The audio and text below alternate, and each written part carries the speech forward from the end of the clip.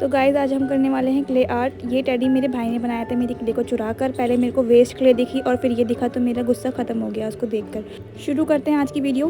तो सबसे पहले हमने ले ली क्ले एंड उसके टूल्स, फिर उसके बाद सीज़र एंड कार्डबोर्ड के बाद हमने लिया आई शेड आप देख लेंगे किस लिए ली है। इसके बाद थोड़ा सा गिलास लिया है।